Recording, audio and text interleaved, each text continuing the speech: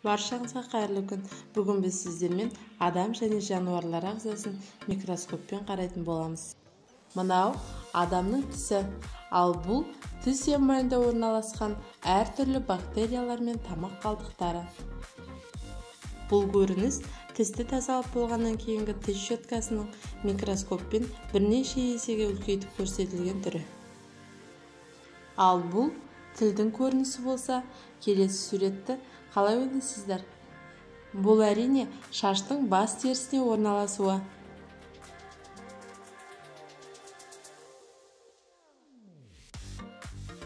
Ал бұл адам терісінің микроскоппен мыңдаған есеге үлкейтіліп көрсетілген түрі.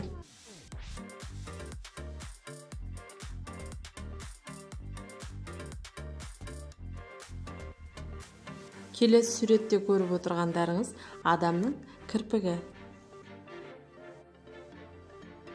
Ал бұл суретте сіздер профилактика ретінде қолданылатын адам терісіне енген ине және инеден кейінгі терінің ізін көріп тұрсыздар. Бұл суретте адам көзінің микроскоппен бірнеше есеге үлкейтілген түрі. Келесі қарапайым құмырсқаның бірнеше есеге үлкейтілген түрі. Осы суретте сіз шыбын көзінің мыңдаған есе үлкейтілген суретін көріп отырсыз.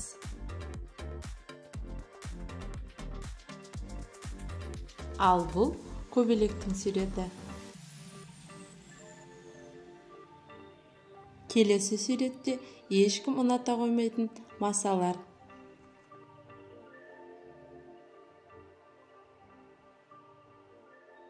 Ал бұл теңіз жағалауындағы құмдардың бірнеше есеге үлкейтіліп көрсетілген суреті. Ал мына суретте біз кәдімгі шаңның құрамын көріп отырмыз. Келесі сурет күнделікті өмірде қолданатын тұздың суреті. Ал мынау ағаштарда өрмелеп жүретін құрттардың суреті. Келесі суреттерде гүлдердің бірнеше есе микроскоппен үлкейтілген түрін көріп отырсыздар.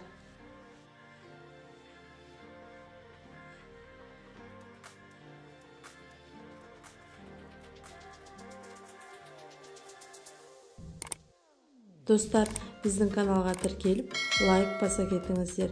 Көріскенше күн жақсы.